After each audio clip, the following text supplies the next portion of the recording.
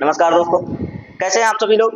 आशा करते हैं आप लोग स्वस्थ होंगे, व्यस्त होंगे, अपनी पढ़ाई में मस्त होंगे। मैं यशवंत गौरव पूर्वांचल कैरियर क्लासेस में पुनः आपका स्वागत करता हूं। दोस्तों,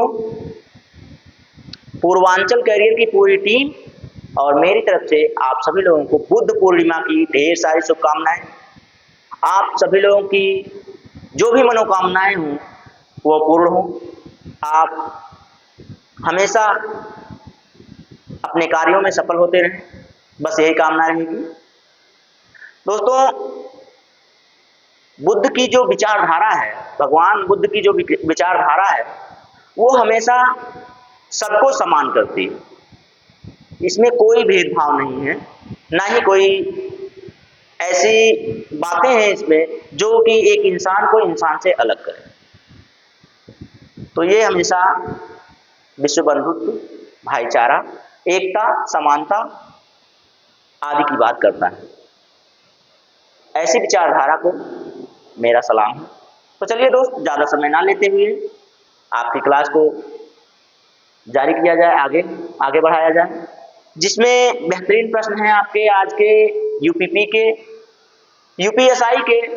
और यूपीएसआई में जो प्री और मेंस होता था 2011 में और 2001 के आसपास, तो उन सभी प्रश्नों को लेकर आया हूँ, जिसमें आपको ज़्यादातर देखने को मिल सकता है विटामिन के ऊपर, क्योंकि उस समय सबसे ज़्यादा प्रश्न वहीं से पूछा गया था।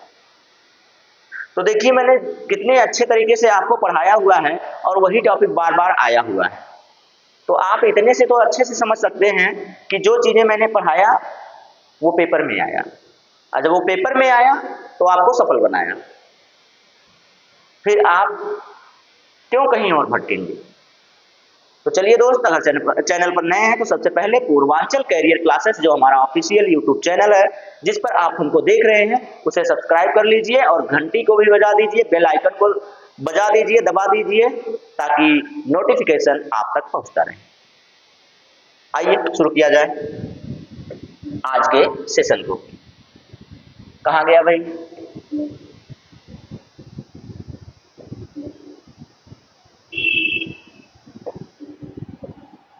आइए, तैयार हो जाइए एकदम लगातार प्रश्नों का आंसर देने के लिए, क्योंकि मैंने पढ़ाया हुआ है तो इसमें बहुत ज्यादा आपको दिक्कत नहीं होने वाली है। आज का प्रश्न बहुत आसान है, आसान भले ही है लेकिन पेपर में आया हुआ है, सोच लीजिए। चलिए, मैं सारी औपचारिकताओं को पूरा कर चुका हूं, तो चलता हूं आप लोगों की तरफ। देखिए क्या है पहला प्रश्न। 1 किलो मक्खन मनुष्य के लिए 1 किलो शर्करा से 2 अधिक ऊर्जावान है, क्योंकि बताइए क्योंकि क्या है उत्तर। शर्करा में मक्खन से अधिक पानी होता है, शर्करा में मक्खन से अधिक पानी होता है। मक्खन प्राणियों का उत्पाद है जबकि शर्करा पौधों का उत्पाद है। एक वसा अणु में शर्करा से अधिक CH बंध होते हैं। शर्करा के पाचन व अवशोषण में मक्खन से अधिक ऊर्जा व्यर्थ होती है। तो ये 4 ऑप्शन आप लोगों के लिए। अब बताइए आप, इसमें क्या पूछा है कि मक्खन की तुलना किया है शर्करा से। मक्खन और प्लस शर्करा, इसने कहा है भाई इन दोनों में से, चाहे शर्करा हो चाहे मक्खन हो, दोनों में से अच्छा कौन पड़ता है और क्यों पड़ता है। ठीक है, तो इसने क्या कहा, 1 किलो मक्खन मनुष्य के लिए 1 किलो शर्करा से 2 अधिक ऊर्जावान होता है, क्यों। मतलब आपका जो 1 किलो मक्खन है वो 1 किलो शर्करा से अधिक ऊर्जावान होता है, मतलब कि मक्खन आपका शर्करा से अधिक ऊर्जावान होता है, यही इसने कहा है। और इनमें से जो ऑप्शन है ABCD, चारों ऑप्शन में जो तर्क दिया गया है, क्या वो तर्क सही है। आइए देखते हैं। तो इसमें से आप लोग जानते हैं क्या हो जाएगा। एक वसा अणु में शर्करा से अधिक CH बंध होते हैं। जो मक्खन होता है उसमें जो एक वसा अणु होता है, एक वसा अणु होता है भाई, मक्खन में फैट ही तो पाया जाता है, मक्खन में क्या पाया जाता है? फैट पाया जाता है, फैट यानी कि वसा पाया जाता है।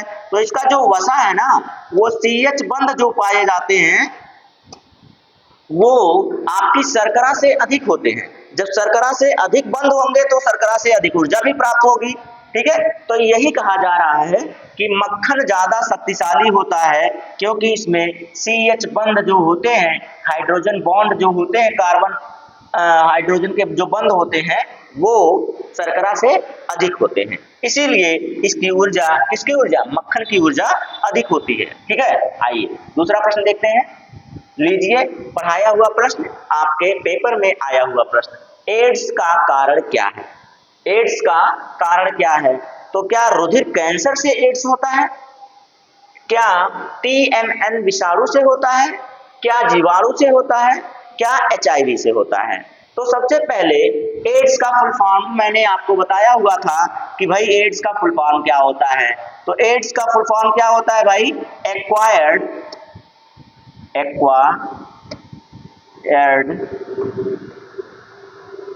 इम्यूनो डिफिशियंसी CNC, अब इसको ए भी लिख सकते थे, डिफिशियंसी वायरस। अच्छा ये सिंड्रोम यहां रखना पड़ेगा, सिंड्रोम। और अभी पिछले वाले जो पिछला वाला सेशन था, पिछला वाला प्रैक्टिस सेट था, उसमें मैंने आपको इसका बताया था कि इसका फुल फॉर्म क्या होता है। फुल फॉर्म तो हो गया, अब अंग्रेजी में लिखना है भाई, मैंने उसको लिख दिया, बस आप अंग्रेजी में लिख लीजिएगा, हो जाएगा ये एक्वायर्ड इम्यूनो डिफिशियंसी सिंड्रोम। ठीक है, एक्वायर्ड इम्यूनो ऐसे कर लीजिएगा, इम्यूनो डिफिशियंसी सिंड्रोम अब भर लीजिएगा आप। ठीक है, उसे छोड़िए। तो मैंने आपको बताया था कि जो एड्स होता है ये HIV वायरस से होता है। क्या बताया था मैंने? कि ये HIV वायरस से होता है। किससे होता है भाई? HIV जो वायरस होता है, यानी कि एड्स वायरस जनित रोग है। एड्स क्या है? वायरस जनित रोग है। और जो किसके वजह से होता है? तो HIV की वजह से होता है, जिसकी हिंदी है मानव प्रतिरक्षा न्यूनता वायरस या विषाणु। इसको हिंदी इंग्लिश में ही लिखेंगे ह्यूमन इम्यूनो डिफिशियंसी वायरस। तो आप जिस तरह से भी उसे जानना चाहें जान सकते हैं, ह्यूमन इम्यूनो डिफिशियंसी वायरस। तो ये इसका HIV का पूरा नाम है। और एड्स का पूरा नाम एक्वायर्ड इम्यूनो डिफिशियंसी सिंड्रोम, ये हो गया। फिर उसके बाद इसकी हिंदी क्या है वायरस की? मानव प्रतिरक्षा न्यूनता विषाणु, ये इसकी हिंदी हो गई। अब जो ये वायरस है ये दो प्रकार के होते हैं, एक होता है HIV-1 और एक होता है HIV-2, दो प्रकार के होते हैं। ठीक है, अब ये दो प्रकार के हो गए, तो ये फैलता कैसे है मेरे दोस्त? तो ये होता है असुरक्षित यौन संबंध से। किससे होता है भाई? असुरक्षित यौन संबंध से। असुरक्षित यौन संबंध से होता है। अब जरूरी नहीं है कि कोई असुरक्षित यौन संबंध ही करे भाई, शिशु को माता के संक्रमण से हो सकता है। अगर माता संक्रमित है इस रोग से तो शिशु को भी हो सकता है, शिशु को माता के संक्रमण से भी हो सकता है। ठीक है, ये हो सकता है लक्षण। तीसरा क्या हो सकता है कि संक्रमित इंजेक्शन लगाने से, संक्रमित इंजेक्शन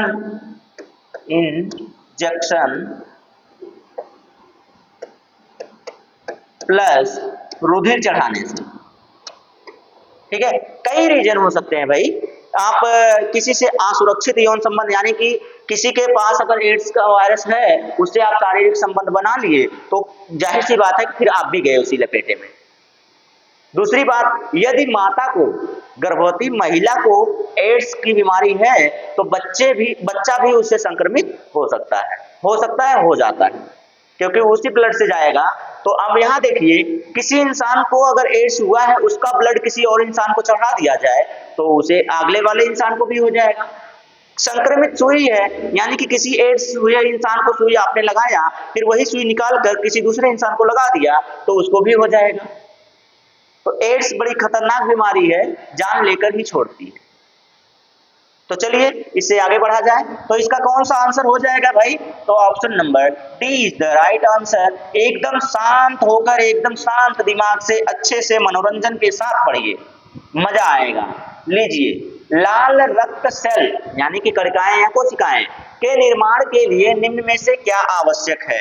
इसने पूछा है आरबीसी। मैं भाई आपको 2-3 दिन से ऐसे ही प्रश्न पढ़ा रहा हूं, ऐसे ही प्रश्न आए हुए हैं इसीलिए पढ़ा रहा हूं। ये आपके यूपी का क्वेश्चन है और यूपीएसआई का क्वेश्चन है, आया हुआ क्वेश्चन। ठीक है, बताइए कि आरबीसीज के लिए क्या आवश्यक होता है? क्या विटामिन सी आवश्यक होता है, कैल्शियम आवश्यक होता है, या फिर आपका विटामिन ए आवश्यक होता है? तो आपको मैं बता दूं कि भाई विटामिन B9 आपने सुना था ना, B9 यानी कि कॉम्प्लेक्स, इसे आप क्या कहते हैं? फॉलिक एसिड कहते हैं। क्या कहते हैं? फॉलिक एसिड कहते हैं या फॉलिक अम्ल कहते हैं, फॉलिक अम्ल कहते हैं। तो अब जरा बताइए, फॉलिक अम्ल जो है ये एनीमिया का लक्षण दिखाता है कि नहीं दिखाता है? यानी कि अगर इसकी कमी हो जाए तो आपको एनीमिया हो जाएगा। एनीमिया का मतलब होता है कि रक्त अल्पता। क्या होता है भाई? रक्त अल्पता होती है, यानी कि आपके शरीर में ब्लड की कमी हो जाएगी। ब्लड की कमी ही तो पूछ रहा है, ब्लड की कमी ही तो पूछ रहा है। यानी कि जो फॉलिक एसिड है यानी कि B9 है, इसकी आवश्यकता आपके शरीर में किसके लिए होती है? लाल रुधिर कणिकाओं के निर्माण के लिए होती है। ठीक है, अच्छी बात है, मजा आया। चलिए आगे चलते हैं अगले प्रश्न पर। प्रश्न नंबर 3 हो गया, चलिए 4 पर चलते हैं। निम्नलिखित में से कौन कठोर जल में उपस्थित होता है? तो आपको यह बताना है कि कठोर जल, जल 2 प्रकार का होता है। जल कितने प्रकार का होता है भैया? जल 2 प्रकार का होता है। आप देखेंगे H2O, H2O कितने प्रकार का? एक होता है मृदु जल और एक होता है कठोर जल। एक होता है मृदु जल, एक होता है कठोर जल। मृदु जल जो होता है ये पीने योग्य होता है। ये कैसा होता है भैया? पीने योग्य होता है। और इसमें जो पानी होता है, जो आपके सर्फ और साबुन होते हैं वो अधिक झाग देते हैं, झाग अधिक देते हैं, तो ये मृदु होते हैं भैया। ठीक है, और कठोर में ज्यादा लवण मिले होते हैं, ज्यादा खनिज लवण मिले होते हैं, इसीलिए इसे कठोर जल कहा जाता है। ज्यादा खनिज लवण मिले होते हैं। और इसमें से खनिज लवण कौन सा है भाई जो जल में पाया जाता है? तो एक है कैल्शियम, दूसरा इसी में अगर आपका होता मैग्नीशियम तो ये भी हो जाता। क्या हो जाता? मैग्नीशियम भी हो जाता। ठीक है, हो जाता कि नहीं हो जाता मेरे भाई? हो जाता, क्योंकि कैल्शियम और मैग्नीशियम दोनों के बाइकार्बोनेट्स आपके किस में पाए जाते हैं? कठोर जल में पाए जाते हैं। इसीलिए वो जल क्या होता है? कठोर हो जाता है। और जब आप कपड़ा वपड़ा धुलते हैं और उसमें सर्फ साबुन घिसते हैं और कहते हैं कि झाग नहीं निकल रहा है, क्यों नहीं निकलता है? क्योंकि उसमें अशुद्धियां, मतलब ये खनिज लवण मिले होते हैं जो उसको झाग नहीं देने देते हैं। इतना समझा कीजिए। ठीक है, तो अच्छा लगा कि नहीं लगा? मस्त है ना? जल के बारे में आपने जाना। हाँ, एक और आप जानते हैं कि D2O भी होता है, D2O भी जल होता है। ये इसे ड्यूटीरियम ऑक्साइड कहते हैं। क्या कहते हैं भाई? इसे ड्यूटीरियम ऑक्साइड कहते हैं। और ये एक मंदक के रूप में कार्य किया जाता है, परमाणु मंदक के रूप में कार्य किया जाता है ड्यूटीरियम ऑक्साइड। ये भी एक प्रकार का क्या है? जल है, जिसे हम लोग क्या कहते हैं? भारी जल कहते हैं। क्या कहते हैं भाई? भारी जल कहते हैं। यहाँ से भी प्रश्न आया हुआ है। तो जहां से प्रश्न बनते हैं वो चीजें मैं जरूर आपको बताता चलता हूं, बाकी उससे फालतू की चीजें आपके दिमाग में पहले से ही पड़ी रहती हैं। लीजिए, निम्न ताप पर जीवों के परीक्षण का अध्ययन कहलाता है। निम्न ताप पर जीवों के परीक्षण का अध्ययन का, अच्छा निम्न ताप पर मतलब थोड़ा सा उल्टा हो गया है बोलने के लहजे में। तो निम्न ताप पर जीवों का क्या कहलाता है भाई? जीवों के परीक्षण का क्या कहलाता है? अध्ययन कहलाता है। क्या कहलाता है जरा बताइएगा। तो कार्डियोलॉजी आप जानते हैं हृदय विशेषज्ञ के लिए, यूरो नहीं ये न्यूरो है, न्यूरोलॉजी। न्यूरोलॉजी आप जानते हैं ये तंत्रिका तंत्र से आपके संबंधित है। किससे संबंधित है? तंत्रिका तंत्र से संबंधित है। तो सारी चीजें तो आपको पता है, फिर क्यों आप नहीं कर पाते हैं? तंत्रिका तंत्र, तंत्रिका तंत्र से संबंधित है ये। फिर यहाँ पे ये हृदय से संबंधित है, ये हृदय से संबंधित हो गया। और क्या बचा? और दो बचे हैं, एक क्रायोबायोलॉजी, एक डर्मेटोलॉजी। डर्मेटोलॉजी भाई आप जानते हैं कि नहीं जानते हैं? चलिए मैं आप लोगों के लिए छोड़ दे रहा हूँ, ये मिलता जुलता शब्द है इसलिए छोड़ रहा हूँ आपके लिए। कमेंट कीजिए जल्दी में, मुझे कमेंट कीजिए तो डर्मेटोलॉजी क्या होता है। बचा आपका क्रायोलॉजी। क्रायोलॉजी के बारे में मैं बता दे रहा हूं कि यही इस प्रश्न का राइट आंसर है। कौन सा? क्रायोबायोलॉजी। क्या है भाई? क्रायोबायोलॉजी इसका राइट आंसर है।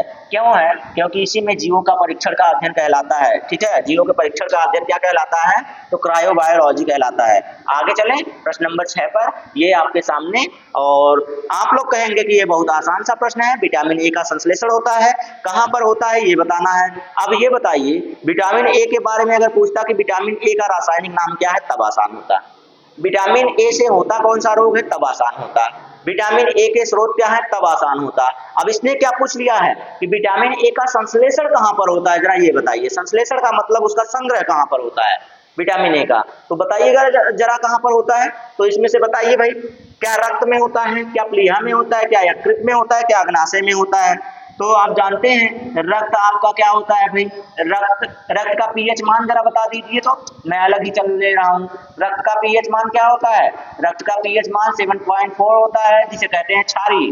प्लीहा आरबीसी यानी कि जो लाल रुधिर कणिकाएं होती हैं उसकी कब्रगाह कहलाता है। क्या कहलाता है? कब्रगाह कहलाता है। ठीक है। और यकृत सबसे बड़ा, मानव शरीर का सबसे बड़ा, मानव शरीर का सबसे बड़ा क्या है? ग्रंथि है। मानव शरीर की सबसे बड़ी ग्रंथि है। मानव शरीर की सबसे बड़ी ग्रंथि है कौन? यकृत। अग्न्याशय ये एक मिश्रित ग्रंथि है। सबसे बड़ी मिश्रित ग्रंथि कौन सी है? तो अग्न्याशय है, मिश्रित ग्रंथि है। ठीक है, अब आपको समझ में आ गया कि चारों के लक्षण क्या हैं। चारों का तो जान गए। अब आपको इस प्रश्न का राइट आंसर क्या मिलेगा, तो वो है यकृत। क्या है भाई? यकृत। यकृत में विटामिन ए का संश्लेषण होता है। बस इतना जान जाइए, बाकी आगे चलते हैं। लीजिए इसके बाद प्रश्न नंबर 7। इसके बाद प्रश्न नंबर 7, चलिए जरा बताइएगा प्रश्न नंबर 7 में क्या है भाई खासियत। देखते हैं क्या खासियत है कि बोतल का दूध पीने वाले बच्चों की तुलना में माँ का दूध पीने वाले बच्चों में निम्नलिखित में से कौन से विशिष्ट लक्षण होते हैं। तो इसमें पूछा है कूट विधि द्वारा। क्या पूछा है भाई? कूट विधि द्वारा पूछा है। क्या पूछा है देख लीजिए। तो क्या पूछा है? वह कम मोटा होता है। वह क्या होता है? कम मोटा होता है। वह उसमें रोगों का प्रतिरोध अधिक होता है, मतलब रोगों से लड़ने की जो क्षमता होती है वो अधिक होती है माँ के दूध में, बोतल के दूध से। और क्या होता है? फिर क्या होता है? उसे विटामिन और प्रोटीन अधिक मिलता है। विटामिन और प्रोटीन जो होता है वो क्या मिलता है? अधिक मिलता है। या अब चौथे वाले देखिए, उसकी लंबाई में असामान्य वृद्धि होती है। ये भैया असामान्य वृद्धि तो किसी में नहीं होती है, ऐसा प्रश्न नहीं होना चाहिए। चलिए ये हटा दीजिए, बाकी तीनों देख लीजिए। वह कम मोटा होता है। ठीक है, सही बात है, वह कम मोटा होता है। दूसरा क्या है? रोगों से लड़ने की क्षमता। दूध जानते हैं, दूध मल्टीपल चीजों का क्या है? संग्रह है। मल्टीपल, इसमें खनिज लवण पाए जाएंगे। इसमें क्या पाए जाते हैं? मिनरल्स पाए जाते हैं। मिनरल्स पाए जाते हैं। इसमें प्रोटीन पाया जाता है। क्या पाया जाता है? प्रोटीन पाया जाता है। इसी में विटामिन पाया जाता है। क्या पाया जाता है? विटामिन भी पाया जाता है। इसी में फैट भी पाया जाता है। इसी में क्या पाया जाता है? फैट भी पाया जाता है। और जो दूध होता है इसकी प्रकृति कैसी होती है भाई? इसकी प्रकृति अम्लीय होती है। कैसी होती है? एसिडिक होती है। अम्लीय लिख देते हैं, एसिडिक होती है, अम्लीय होती है। कैसी होती है भाई? तो अम्लीय होती है। मैं अम्लीय हिंदी और इंग्लिश में कंफ्यूज कर रहा हूँ। तो ये कैसी होती है? इसकी प्रकृति अम्लीय होती है। ठीक है, इसकी प्रकृति कैसी होती है? अम्लीय होती है। पीएच मान कितना होता है? 6.66। पीएच मान कितना होता है? 6.66। कौन सा अम्ल पाया जाता है इसमें? लैक्टिक एसिड पाया जाता है। लैक्टिक एसिड पाया जाता है। कौन सा प्रोटीन पाया जाता है? केसिन नामक प्रोटीन पाया जाता है। कौन सा प्रोटीन? केसिन नामक प्रोटीन पाया जाता है। और साथ ही साथ आइए बाकी चीजें, इसका रंग सफेद क्यों होता है? इसका रंग सफेद क्यों होता है? तो केसिन प्रोटीन के ही कारण इसका दूध का रंग सफेद भी होता है भाई। ठीक है, मिनरल मतलब मैंने सारी चीजें लगभग बता दी हैं। बाकी और चीजें कोई चीज जाननी हो तो आप कमेंट कर दीजिएगा, मैं बता दूंगा तुरंत, क्योंकि ये मल्टीपल चॉइस है भाई। इसमें आप मल्टीपल टैलेंटेड है, मल्टी टैलेंटेड, इसमें सारी चीजें मिलती हैं आपको। कार्बोहाइड्रेट्स भी मिलता है। क्या मिलता है? देखिए सारी चीजें तो लिख दिया, कार्बोहाइड्रेट्स लिखा ही नहीं, कार्बोहाइड्रेट्स भी पाया जाता है। तो इस प्रश्न का राइट आंसर क्या बन जाएगा? इस प्रश्न का राइट आंसर बन जाएगा 1 2 3। किसमें है? 1 2 3। डी वाला है ही नहीं, डी वाले को छोड़ दीजिए। चलिए होगा नीचे होगा, अगर ऊपर लेंगे तो अभी आ सकता है। ये देखिए, नहीं 3 ही ऑप्शन ही बनाया गया, ए बी सी। तो ए बी सी तीनों सही हैं, ए बी सी तीनों के तीनों सही हैं, ये वाले ऑप्शन सही हैं। ठीक है, चलिए आगे बढ़े, आइए आगे बढ़ते हैं।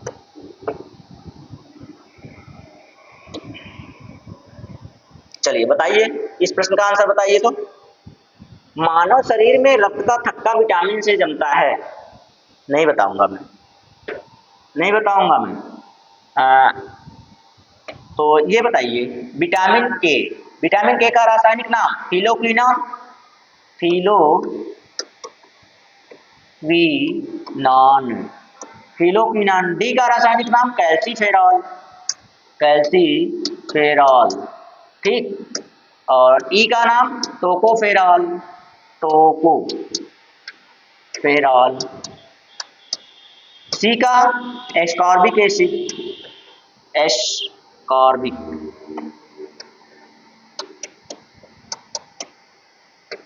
एसिड।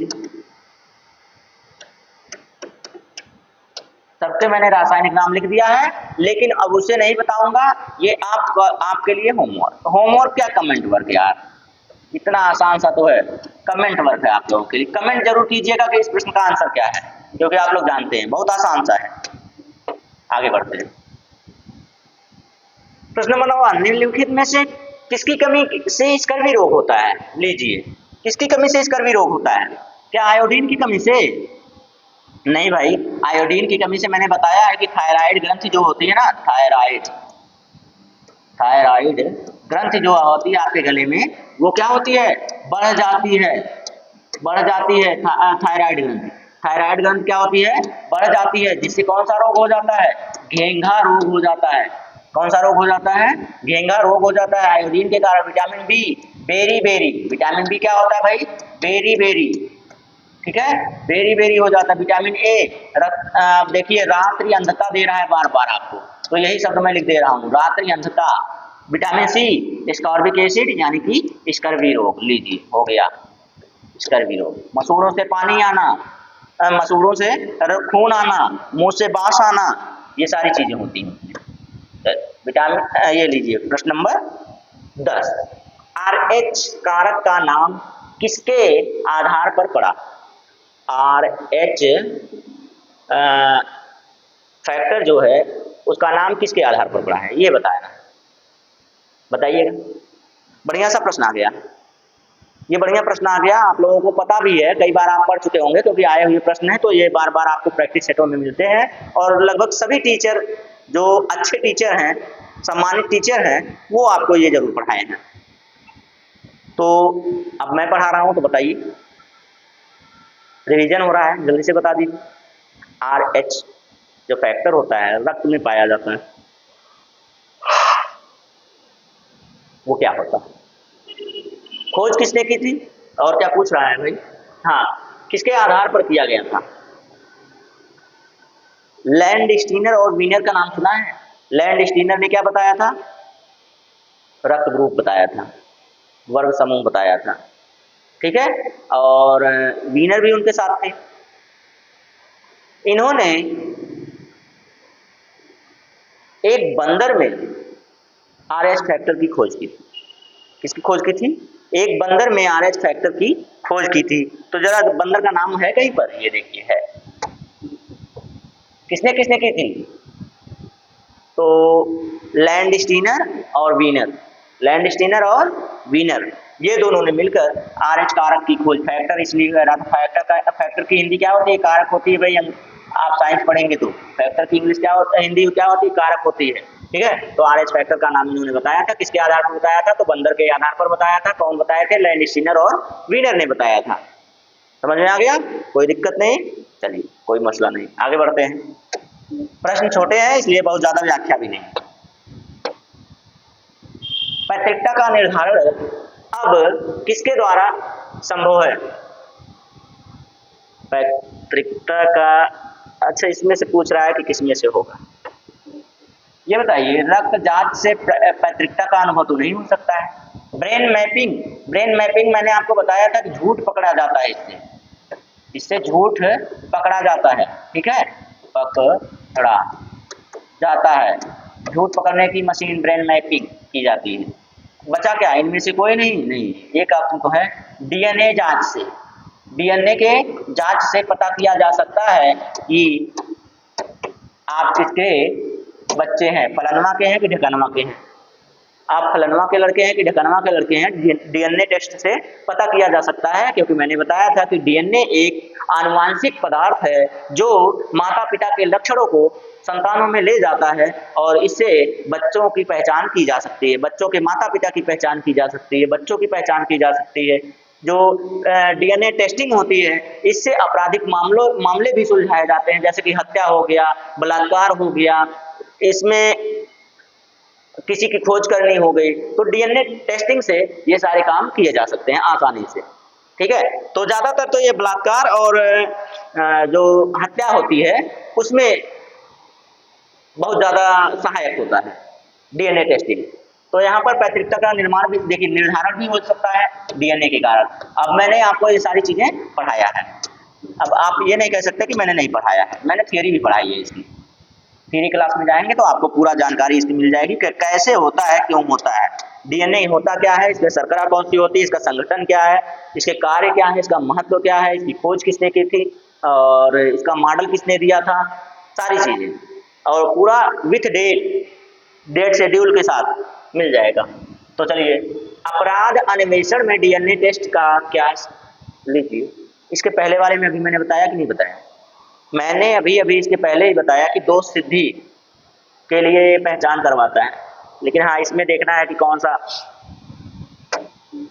अपराधी की आकृति, अरे अपराधी की आकृति थोड़ी, अपराधी की संभावित लंबाई ना, उक्त में से कोई नहीं हो सकता। बचा क्या?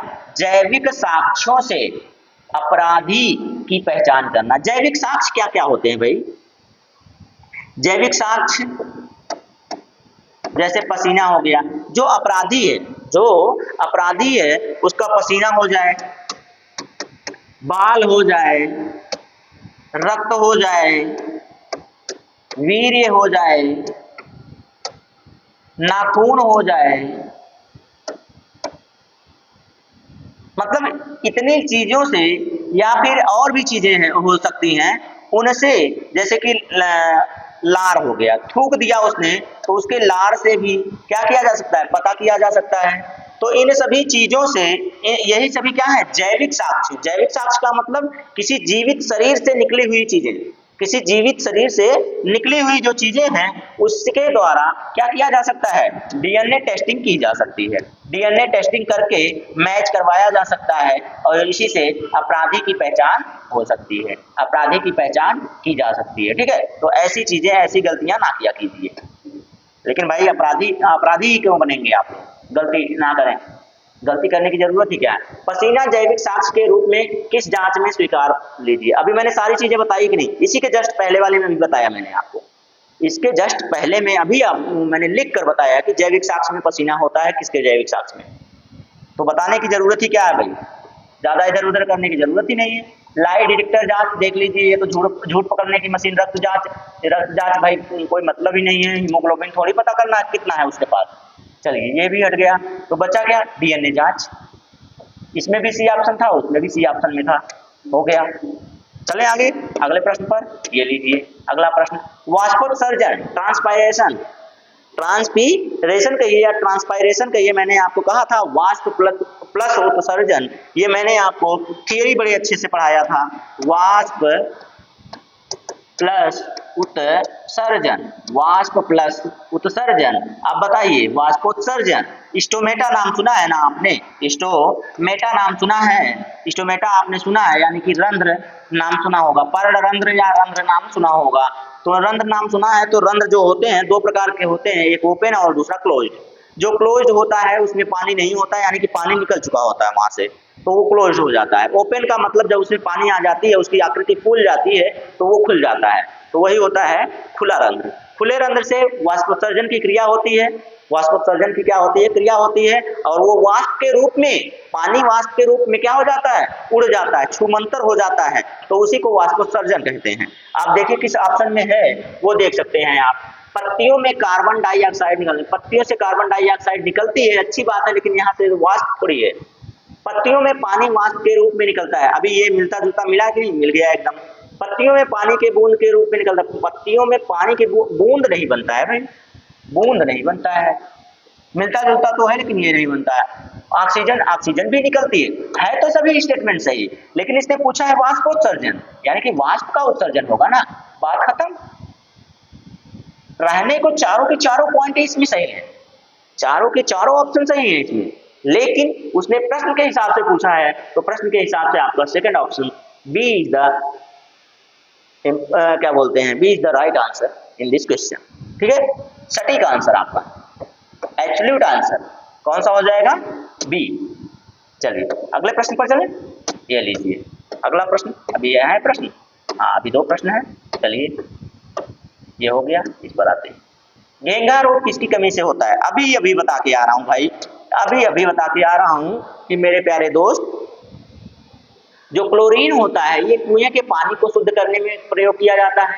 पानी को शुद्ध करने, पानी के कीटनाशक जो होते हैं उनको मारने में क्लोरीन डाली जाती है, इसलिए क्लोरीन जो होता है पानी के शुद्ध करने में किया जाता है, पहला ऑप्शन है। दूसरा है लोहा यानी कि आयरन, आयरन आपके हीमोग्लोबिन में पाया जाता है, यानी कि आपके रक्त में पाया जाता है आयरन।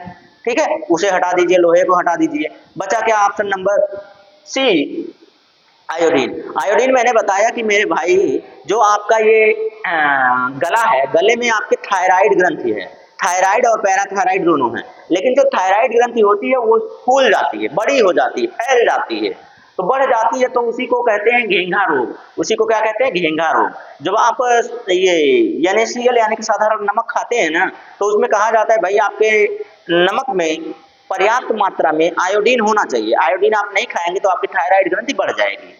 थायराइड ग्रंथि को नियंत्रित करता है कौन, तो ये आपका आयोडीन। कैल्शियम क्या है, कैल्शियम आप लोग जानते ही हैं, कैल्शियम के बहुत से कार्य हैं, जाने दीजिए, इसको बाद में बताया जाएगा।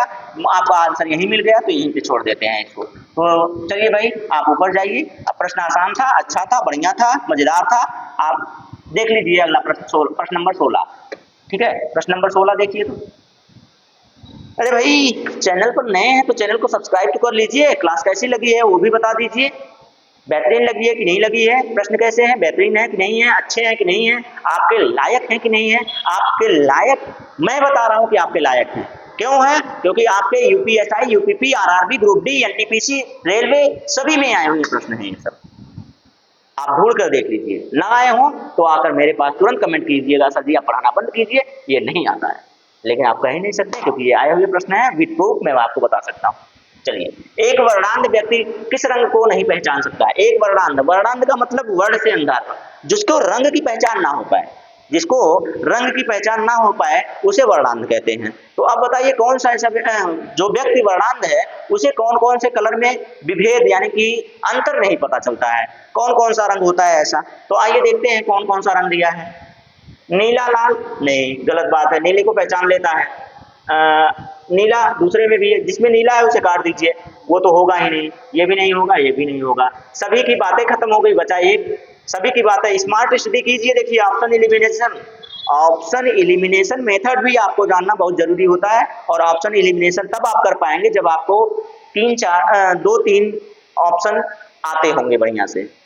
2-3 ऑप्शन जब तक आपको नहीं आ रहे हैं तब तक आप एलिमिनेट नहीं कर सकते हैं किसी चीज को। और स्मार्ट स्टडी करेंगे तो आप ऐसे ही ऑप्शन को काट कर एक ऑप्शन बचाकर उसे सही करके आपका अपना नंबर ले सकते हैं और अपने आप को सफल बना सकते हैं और एक बेहतरीन से स्मार्ट और बेहतरीन स्टूडेंट बन सकते हैं। चलिए तो चलें दोस्त आगे चलते हैं। आगे का प्रश्न मुझे लगता है कि अब तो समाप्त ही हो गया है। हाँ समाप्त हो गया है।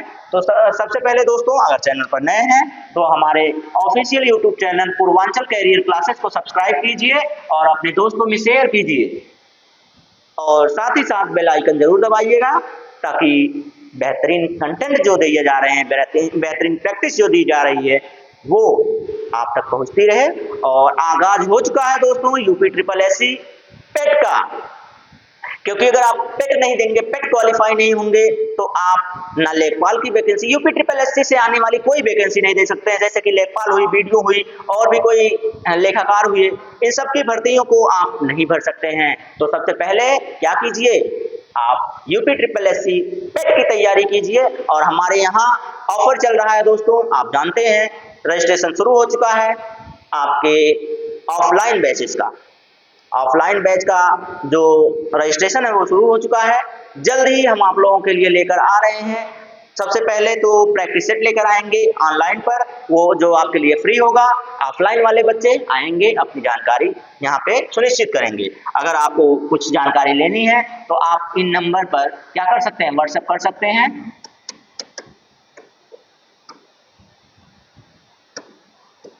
इस नंबर पर आप लोग क्या कर सकते हैं, व्हाट्सएप कर सकते हैं। बाकी और भी नंबर हैं जो आप जानते हैं, उस पर आप कॉल कर सकते हैं या फिर एसएमएस कर सकते हैं और जानकारी ले सकते हैं। चलिए दोस्तों चला जाए तब। तो आज के लिए इतना ही दोस्तों। हाँ आज के लिए इतना ही। जय हिंद, बाय बाय।